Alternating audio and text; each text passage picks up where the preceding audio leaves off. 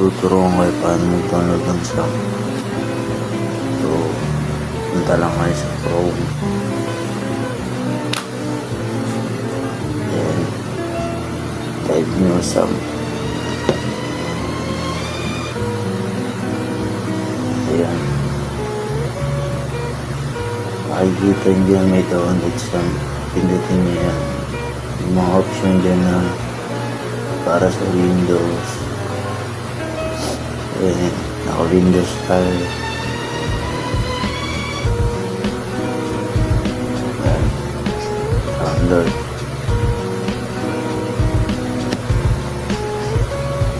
Aantayin lang natin yun.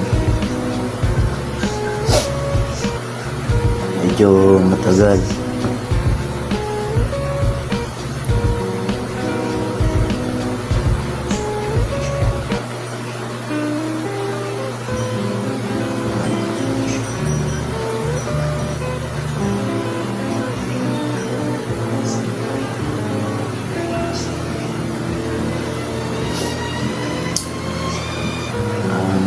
Na, tapos na.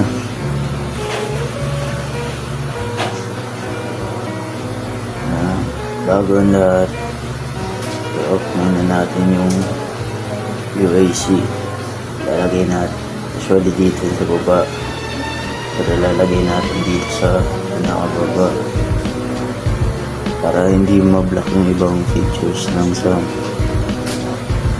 And hanapin natin yung download and right click, run as administrator.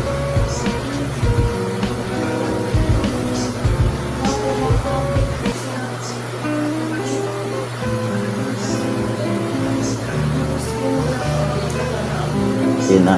So makikita natin dito. I-okay mo lang yan. Okay, next.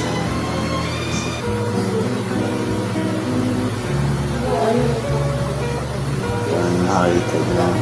Baba natin yan. So next ulit. So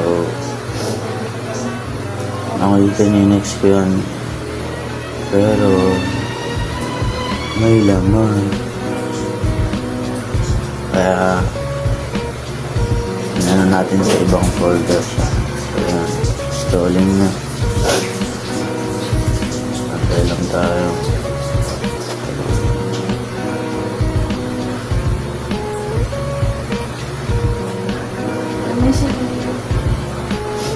Medyo matagal lang talaga to. Pero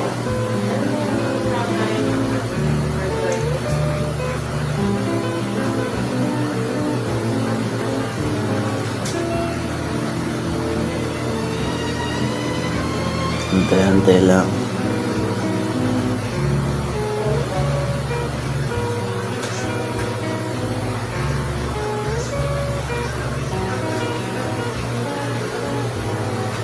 So yun, makikita na okay na rin. Tapos na rin siya.